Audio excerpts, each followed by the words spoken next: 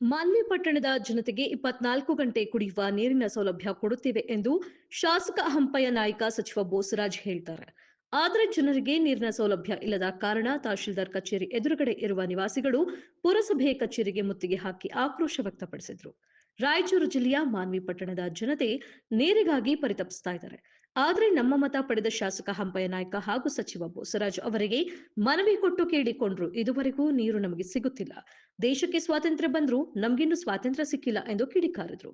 ನಮ್ಮ ತಾತ ಮತ್ತು ನಮ್ಮ ಅಜ್ಜಂದಿರು ನೀರಿಗಾಗಿ ಪರಿತಪಿಸ್ತಾ ಇದ್ದಾರೆ. ಇವತ್ತಿಗೂ ಸಹ ನಾವು ನೀರಿಗಾಗಿ ಅಲಿದಾಡಬೇಕಾಗಿದೆ.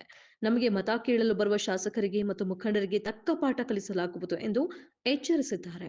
ನಮ್ಮನ್ನು ಅಲ್ದಾಡಿಸ್ತಾ ಇದ್ದಾರೆ ಹೊರತು ಒಂದು ದಿನ ಕೂಡ ನಮಗೆ ಇನ್ನೂ ಒಂದು ಸೌಲಭ್ಯ ಕೊಟ್ಟಿಲ್ಲ. ನೀರಿನ ಸೌಲಭ್ಯ ಇವತ್ತು ಬಂದಿದ್ದೀವಿ, ಇವತ್ತು ಕೂಡ ಕಳಿಸ್ತೀವಿ ತಗೋರಿ ಅಂತ ಹೇಳ್ತಿದ್ದಾರೆ ಹೊರತು ಅವ್ರು ಇನ್ನೂ ಯಾರೂ ಬಂದಿಲ್ಲ. ನಮಗೆ ನೀರಿಂದ ಭಾಳ ಸಮಸ್ಯೆ ಆಗಿದೆ ಸರ್. 19ನೇ ವಾರ್ಡು ತಹಸೀಲ್ ಆಫೀಸ್ ಎದುರುಗಡೆ ನಡ ಸೆಂಟ್ರಿ ಏರಿಯಾದಲ್ಲಿ ಇದ್ದೀವಿ. ಎಲ್ಲ ಗುಡಿಸಲುಗಳು ಹಾಕ್ಕೊಂಡಿದ್ದೀವಿ ನಾವು. ಪೂರ ಸ್ಲಮ್ ಅಂದರೆ ಸ್ಲಮ್ ಏರಿಯಾದವ್ರು ಇದ್ದೀವಿ.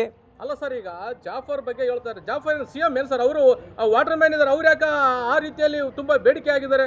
ನಾವು ಚೀಫ್ ಆಫೀಸರ್ಗೆ ಬಂದು ಭೇಟಿ ಆದಂಗೆಲ್ಲ ನಾನು ಜಾಫರ್ಗೆ ಹೇಳಿ ಕಳಿಸ್ತೀನಿ ಅಂತಾರೆ. ಅಲ್ಲಿ ಬರ್ತಾರೆ, ನಳ ತೋಡ್ತಾರೆ, ಮತ್ತು ಏನು ಕಾರಣಕ್ಕೆ ಬೇರೆ ನೆಪ ಹೇಳ್ಬಿಡ್ತಾರೆ, ಮತ್ತೆ ಬಂದ್ ಮಾಡಿ ಹೋಗ್ಬಿಡ್ತಾರೆ. ಅಷ್ಟರಲ್ಲಿ 4 ಸಲ ಆಯ್ತು ಇಲ್ಲಿಗೆ ಅದೇ ಥರ ಮಾಡೋಕ್ಕೆ. 1 ವರ್ಷದಿಂದ ಅಲ್ದಾಡ್ತಾ ಇದ್ದೀವಿ ನಾವು, ಆದರೆ ಒಂದು ನಳ ಹಾಕ್ಸೋಕ್ಕಾಗಿಲ್ಲ ಅವರಿಂದ. ಅಲ್ಲ ಸರ್, ಈಗ ನೀವು ಇಷ್ಟೊಂದು ಮುನ್ಸಿಪಾಲಿಟಿ ಪಕ್ಕದಲ್ಲಿದ್ದೀರಿ, ನೀವು ಪಕ್ಕದಲ್ಲಿದ್ದರೂ ಕೂಡ ನೀವು ಎಲ್ಲ ಮತ ಹಾಕಿರ್ತೀರಿ, ಎಲ್ಲ ಶಾಸಕರಿಗೆ ಅಥವಾ ಇಲ್ಲಿನ ಜನಪ್ರತಿನಿಧಿಗಳಿಗೆ, ಸಚಿವರಿಗೆ ಎಲ್ಲರಿಗೆ ಹಾಕಿದ್ರು ಕೂಡ ಯಾಕೆ ಸರ್ ಇಷ್ಟೊಂದು ದೂರ ಹೇಳುತ್ತಿದ್ದೆಲ್ಲ? ಈ ರೀತಿ ನೀವು ಬೀದಿಗೆ ಬಂದರೆ ಏನಿದೆಲ್ಲ? ನಮ್ಮ ಅಪ್ಪನವರು ಮತ ಹಾಕಿ ಅವರು ಸತ್ತೋದ್ರು. ಇವಾಗ ನಾವು ಮತ ಹಾಕಿ ನಾವು ಸತ್ತೋಗ್ತಾ ಇದ್ದೀವಿ.